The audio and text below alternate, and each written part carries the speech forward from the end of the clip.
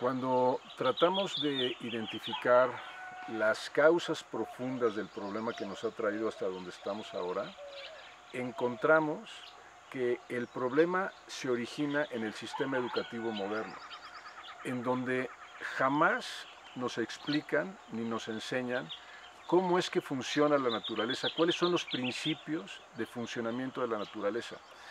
Y nos han enseñado que la naturaleza funciona con una ley que es la ley de la evolución y que implica que todas las especies están en competencia unas con otras en este proceso evolutivo.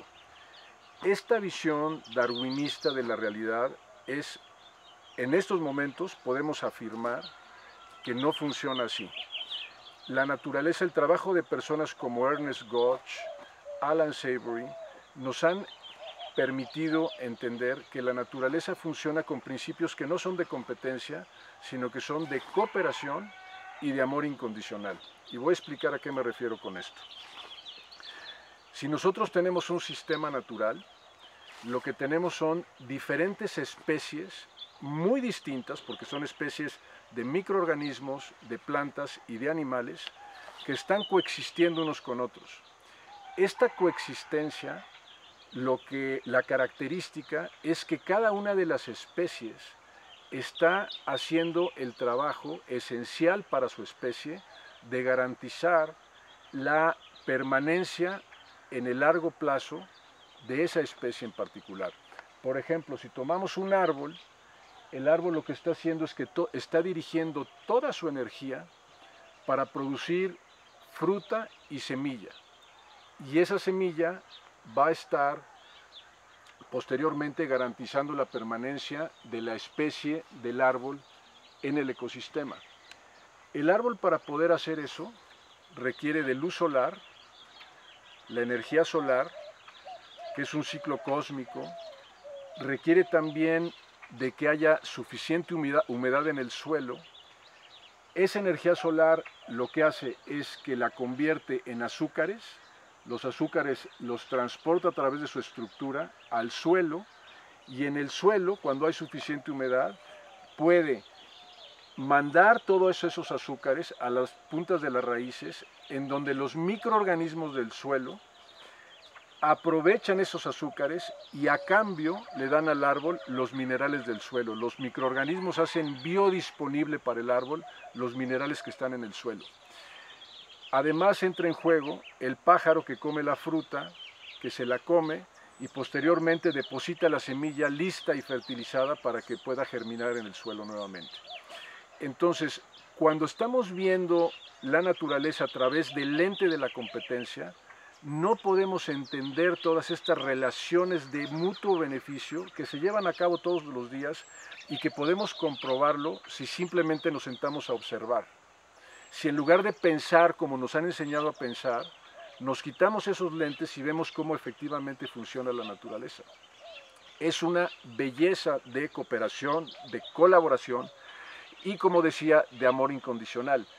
Esto es importantísimo que ahora lo entendamos, que nos demos cuenta que antes de pretender generar las soluciones a los problemas que hemos generado por cómo hemos tratado a la naturaleza, primero aprendamos a ver cómo está este sistema funcionando como un sistema perfectamente inteligente, en donde nosotros tenemos un papel que jugar ahí. Y ese papel que tenemos que jugar es el de facilitar estos procesos que acabamos de describir. Toda la naturaleza está trabajando en una colaboración permanente para el beneficio del sistema en su conjunto. Entonces, esta agricultura sintrópica que estamos aplicando aquí se basa en esos principios de cooperación y de amor incondicional. De la siguiente manera, aquí no estamos pretendiendo nosotros excluir a ningún elemento vivo. Aquí no aplicamos ningún tipo de herbicida que mata la hierba, que compite, entre comillas, con otro tipo de plantas. Aquí no hay competencia, aquí hay colaboración. Entonces no tenemos por qué excluir ni a plantas, ni a hierbas, ni a insectos, Al contrario, es un sistema que permite la inclusión de todo el sistema vivo en una red de cooperación. Entonces tú puedes ver cuando visitas una granja sintrópica que tienes no solamente un sistema de plantas de diferentes características que están cumpliendo una función ecológica de aprovechar los rayos solares, de fijar el nitrógeno en el suelo, de hacer disponibles los nutrientes que hay en el suelo a todas las plantas. También puedes encontrar plantas para consumo humano, introduces plantas para consumo humano y tienes un sistema, por lo tanto, que además de cumplir su función ecológica, cumple la función social que sí nos interesa a los seres humanos de tener alimentos disponibles para nuestro consumo.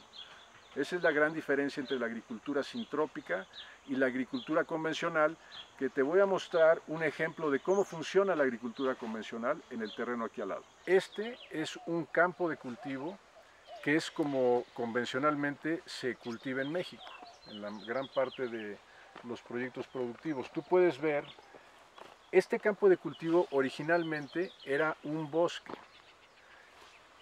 que tenía cientos, si no es que miles de especies asociadas a él. Había microorganismos del suelo, había gusanos, lombrices de tierra, había arbustos, pastos, árboles, y junto con todo ese sistema vegetal había seres vivos como pájaros, mamíferos, felinos asociados. Estoy hablando de este lugar específicamente en los valles centrales de Oaxaca. Había jaguares, había venados. Esto era originalmente el estado de estos terrenos. Al nosotros aplicar el concepto de la agricultura moderna, en donde estamos hablando de competencia y no de colaboración, hacemos esto. En un lugar donde había cientos de especies, eliminamos a la mayoría y solamente favorecemos el establecimiento de una, que es la que nos interesa, que es el maíz. Entonces es un sistema que de entrada está completamente empobrecido, porque nosotros decidimos, a través de nuestros lentes de la competencia, favorecer a una sola especie de las cientos que había disponibles, y por lo tanto, cada vez que surge la presencia de una especie más como estos pastos, los consideramos como especies no deseables y se eliminan con sustancias químicas llamadas herbicidas, que lo único que hacen es que matan a la red de microorganismos que están abajo de la superficie y que empobrecen toda la disponibilidad de nutrientes para la planta, y por lo tanto tenemos que aplicar abonos, fertilizantes químicos, sintéticos, no naturales, que hacen dependiente a la tierra de estos nutrientes y que empobrecen año con año, empobrecen la tierra. El resultado final de este proceso es la desertificación. En un lugar donde originalmente había todo tipo de especies en colaboración y en cooperación, de pronto tenemos a una sola, porque es la que nos interesa a los seres humanos, excluimos a los seres vivos, y esa es la razón por la que estamos en este problema actualmente de tener campos cada vez más empobrecidos, cada vez con menos capacidad productiva y con el riesgo de no tener suficientes alimentos incluso para nosotros, para los seres humanos. Entonces necesitamos revisar todos nuestros procesos, primero mentales, cómo concebimos a la naturaleza, y después aplicar las correcciones necesarias, porque lo que no queremos hacer ahorita es repetir estos mismos errores. Quiero mostrarte aquí, en este terreno de al lado, qué pasa después de que cosechan esta cosecha de maíz.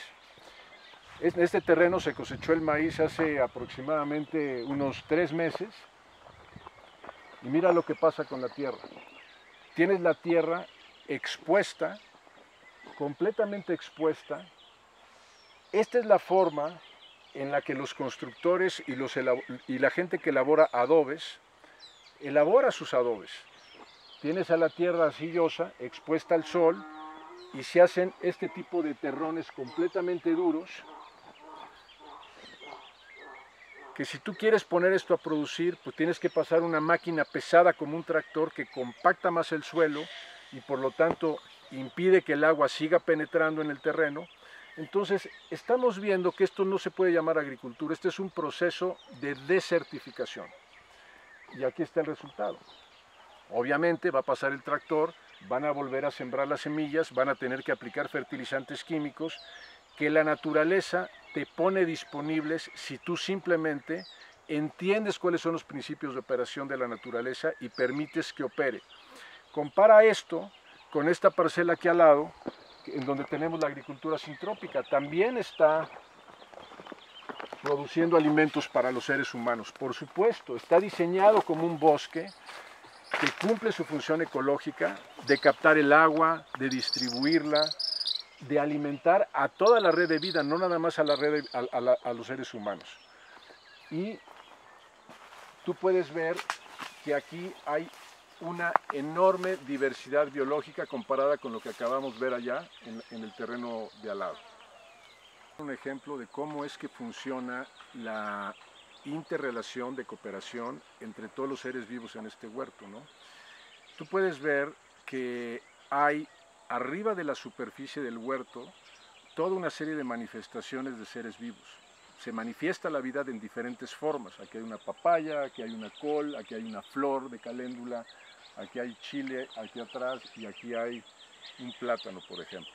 En la parte de atrás puedes ver el bambú, y en esta parte de aquí puedes ver estos árboles que son guajes, leucaenas. Y normalmente, en nuestra visión fragmentada de la realidad, vemos a todos estos elementos como elementos aislados. Sin embargo, si tú pudieras ver lo que está sucediendo abajo del nivel del suelo, te darías cuenta que hay una red de raíces y asociada a esta red de raíces hay una red de micelios, se llaman, que son microorganismos, son hongos y bacterias que están conectadas por abajo. Y esa conexión es como una red de internet en donde se está intercambiando información, nutrientes y recursos.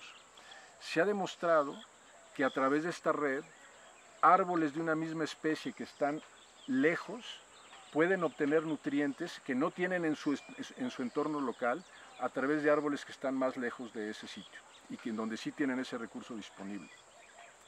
También se descubrió a través del trabajo de Ernest Götz en Brasil que si tú haces una poda de una de estas plantas, la planta segrega una hormona del crecimiento.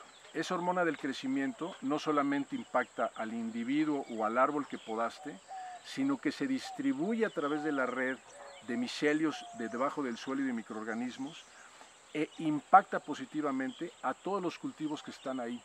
Entonces aquí estamos hablando de consorcios, no de cultivos aislados, hablamos de un consorcio de plantas que tú siembras simultáneamente en el suelo y que van creciendo unas con otras de tal forma que van complementando sus necesidades de nutrición unas con otras. En un bosque nunca se tiene que aplicar un fertilizante químico, el bosque todo el tiempo está produciendo. Aquí es igual, en este caso toda la materia orgánica que está, las plantas están convirtiendo de luz solar en materia orgánica, está enriqueciendo el suelo se fertiliza, hay más materia orgánica, los nutrientes son disponibles gracias a la acción de los microorganismos y todo trabaja como una familia que se está apoyando mutuamente una a otra. Por eso se refiere este sistema a un sistema de cooperación y de amor incondicional. Todo está diseñado para soportar y para apoyar la vida, el desarrollo de cada una de las plantas en su máxima expresión. Eso es en resumen lo que la agricultura sintrópica aplica en el terreno para hacer el trabajo a lo largo del diseño natural, del diseño de cómo la naturaleza está diseñada para operar.